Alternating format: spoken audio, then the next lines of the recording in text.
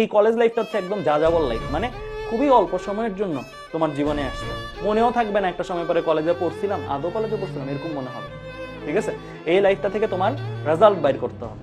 এই লাইফটা তোমার কিন্তু মানে এসএসসির মতন বা একটা ট্রেনিং লাইফ না, ভার্সিটি লাইফেও কিন্তু একটা ট্রেনিং পিরিয়ড, যে তুমি শুধুমাত্র পড়াশোনার জন্য যাও না।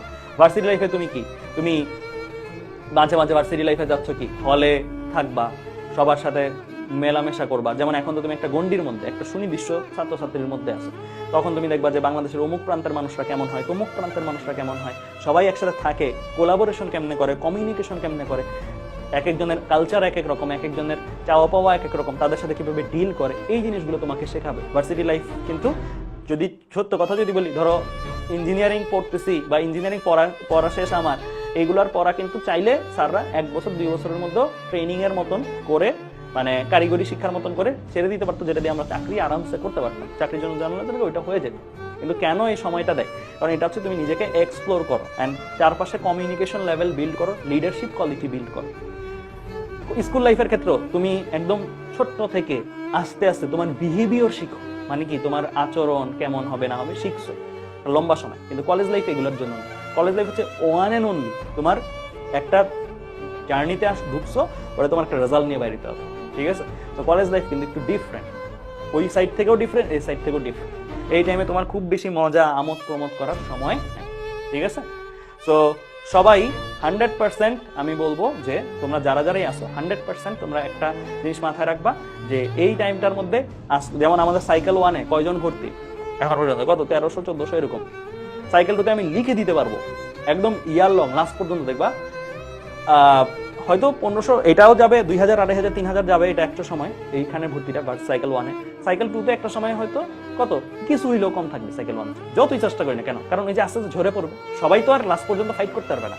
এন্ড লাস্ট সাইকেলে দেখবা পার্টিকুলার কিছু জন থাকবে শেষ পর্যন্ত, কারণ এটা আমি জানি, এটা আমাদের বছরের ফর্মুলা, বছর আমরা জানি যে এরকমই হয়। শুরুতে অনেকে উৎসাহ উদ্দীপনা নিয়ে আসে, পরে কাভার করতে পারে না, ভাইয়াদের পরে একটু কঠিন লাগে এরকম, সে নিজেকে তারপরে কি করে গুটায় নেয় আর একটু, যে না আমি আমার ড্রিমটাকে একটু ছোট করি, পড়াশোনাটাকে একটু ছোট করি। তারপরে এই যে একটা দল এইভাবে চলে যাবে, আমরা তো ওইভাবে পড়াবো না কখনো লাস্ট চ্যাপ্টার পর্যন্ত যে ড্রিমকে ছোট করার, আমরা একদম হাই লেভেল, যে যেটা দিয়ে তুমি একদম হাই লেভেল ড্রিমও চেস করতে পারো। তো আমরা জানি এর জন্য কয়েক স্টুডেন্ট ঝরে যাবে, কিন্তু কিছু করার নেই আমাদের, কারণ স্টুডেন্টসরা যদি নিজেরা নিজেদের ভালোটা না বোঝে, আমরা হাজার বলেও আসলে এখানে রাখতে পারবো না। 9-10 ছোটবেলায় তোমাকে বলে বলে বুঝানো হইতো, বুঝাইতো স্যাররা সবাই। ইন্টারমিডিয়েট লাইফ তুমি বড়, ইন্টারমিডিয়েট লাইফে তোমাকে ছোট হিসেবে ট্রিট করবে না, মানে তোমাকে তখন এরকম হিসেবে ট্রিট করবে না যে তুমি কি ছোট।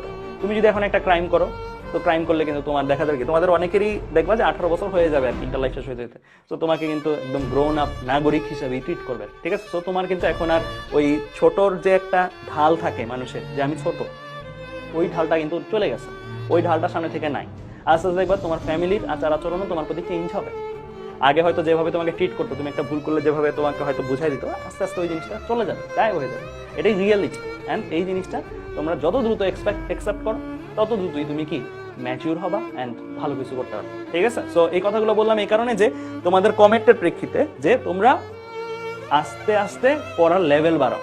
পড়ার লেভেল কমাইলে কখন হবে না, আমরা হয়তো এখন যা পড়াচ্ছি সামনে আরো লেভেল বাড়াবো, কিন্তু আরো বাড়বে, তখন তুমি যেন দাঁড়ায় থাকতে পারো, মানে সার্ভাইভ করতে পারো, সার্ভাইভের মতন শক্তি অর্জন করে নিও। ঠিক আছে।